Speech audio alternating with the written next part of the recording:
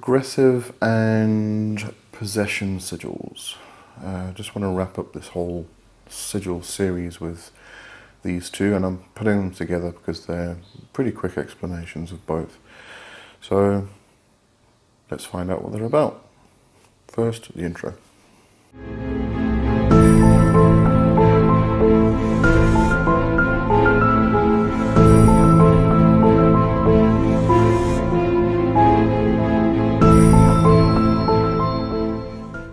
So I came across these two sigil working concepts. They were written by Jack D. Hawkins in her book Chaonomicon, and I thought they were very good, and I used them, so I thought I'd mention them here as well. As I said, they're pretty quick explanations, so I'm putting them together instead of separating the videos. So, progressive magic or progressive sigils. These are ones where you actually take a desire and you take a period of time to actually work them. So this isn't just a case of, taking your desire, making a will sentence, putting it into a sigil, or creating a glyph, and then launching the sigil, and that's it. Which you can do in, 5 minutes, 10 minutes, 15 minutes, an hour maybe. This is one where you actually take your desire, you do exactly the same process. So you take your desire, you create your will sentence, and you draw your sigil, your personal sigil from that. But what you can also do is something like create a mantra from the letters that you're left over with that you actually form into a sigil. And to create that mantra, you take those letters, you can jumble them up, you can separate them, you can take the syllables as you would phonetically pronounce that set of letters and split those split it into syllables, jumble those up, if you do whatever you want to with the letters, and add in vowels obviously because you're going to need to create phonetic sounds, but you can just jumble it up and just make a mantra out of it, just something that sounds nice, that sounds pleasant, that you can actually repeat over and over again and into exhaustion and an ecstatic state. And then you, as I say, you take a period of time. Now, this would depend on your personal preferences. What I like to do is, for the first phase of the moon, so from new to first quarter, I like to develop the sigil. And then from first quarter to full moon, I'll actually do the whole progressive magic where I'm actually sitting there and doing the work with the sigil itself. But you can take a week, you can do 7 days, you can do 8 days. You might want to take 7 days as a divine number, for instance, or you could even do 3 days because 3 represents is the number of manifestation. You can do 8 days because it represents Mercury. Whatever actually feels right for you, for the work itself, how you personally go about doing things. So, as I say, for all you do is create the sigil and create a mantra with it. If you want to use a mantra, if you want to use a different method of launching, then you can do that. But I thought I'd mention the mantra because I'm not sure I've actually mentioned creating a mantra from the will sentence and the letters that you break it down into.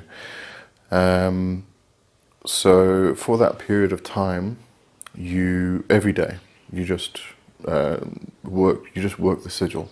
So if you do like half an hour meditation or you do half an hour magical work every day, then every day at that set time, and make it a set time every day, don't change the time. It needs to become almost worked into the pattern of things. So you take that time each day and you can put the sigil on the wall, or if you want to, for instance, do some kind of mirror work, you can take water-soluble paints or pens or something and actually draw the sigil on a mirror. You can use a dark mirror for this. Excellent to use a dark mirror. And actually gaze at your reflection in the mirror and charge it that way. So what you're going to do over that period of time, you're actually going to charge it up. So this is going to be a charging and a launch. And so you charge it up for that period, and then on the last day, you launch it. So on the launch, you use that ecstatic state.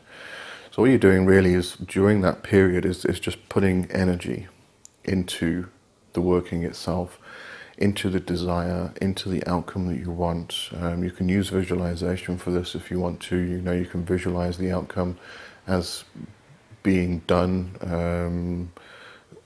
Whatever you want to bring into your life, it's already in your life. Use visualization that way. Same type of thing you would do with normal manifestation visualization. And then, as I say, you just, on the last day, you actually go into an ecstatic state or a state of exhaustion, whatever method you use. Then you launch the sigil, and then you take the sigil down, and you can destroy that one. With the other method I was speaking about, you can actually leave the sigils up. With this one, I would usually recommend to actually destroy the sigil. So because you've charged it, you've put so much energy into it, and then you've launched it, the last thing you need to do is have a reminder of it. So you need to keep pushing it back. So in order to do that, destroy the sigil and banish with laughter, banish with whatever means you find best, and then go and make a cup of coffee or watch a movie, but take your mind off it completely. Then the other one was possession sigil, which I've got to say I've never come across before, but I think it's absolutely brilliant. This one works best for some kind of thing that you want to improve with yourself, or for health benefits, or you want to, maybe you've got an ailment like high blood pressure, something like that. Obviously, if it's a physical ailment that could get worse if you are doing ecstatic state work, sex magic, death postures and things like that, then you want to obviously make sure that you're not doing a practice that will actually be detrimental to your own health. So just bear that in mind. But it's some kind of personal work, something you actually want to bring into yourself or improve in yourself. So maybe you want to become wiser, maybe you want to become a better writer, maybe you want to just improve your health generally, maybe you do have an ailment that you want to actually cure. So it's all about improving or benefiting yourself and your physical being, your mental being, your spiritual being, your emotional being. So what you do is you create this sigil. Obviously, again, you can do this, use your imagination, but you can do this in many, many different ways. This is my interpretation of how I would do it.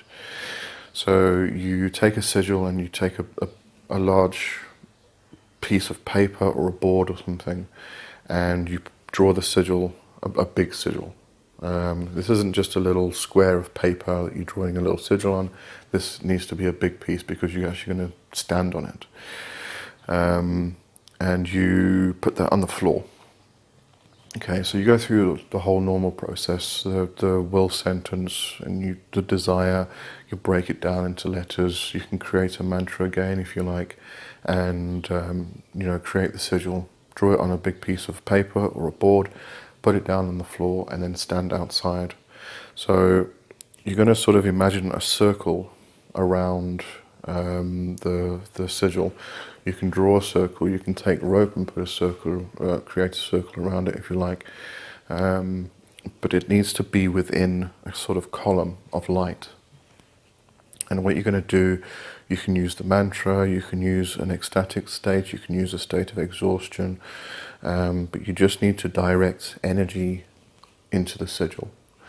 And what you can do is imagine a column of light that extends to the heavens, into the earth, and this column of light is imbued with this desire of which is represented by the sigil. And then when you've built up enough energy, when you feel you're ready for it, then you can step onto the sigil, into the column of light, and you just let the energy just possess you. And this is why it's called a possession sigil. So you actually let the sigil itself and the desire actually possess you completely. So it just fills your entire being, it fills every cell of your body, every atom, and you just let that desire and that will possess your entire being. And that's it. As I said, they're pretty quick explanations, very effective stuff, and definitely worth giving it a shot. And this, as I say, this video wraps up the whole Sigil series for now. I'll probably have some in the future, but this covers the main stuff that I actually wanted to just get out there and talk about. So if you actually try any of these methods, or you have anything else that you feel would be worthwhile discussing, then please leave it in the comments of this video or any of the other videos, and we can have a look at them. And I'd love to hear your success stories or your failures. Let's discuss your failures as well if you want to, and we can see if we can actually improve things. Why not? So that's it for this week, or today. And I'll see you on Friday. On Friday I'm going to have a bit of a discussion about chaos magic itself, and chaos. What it is,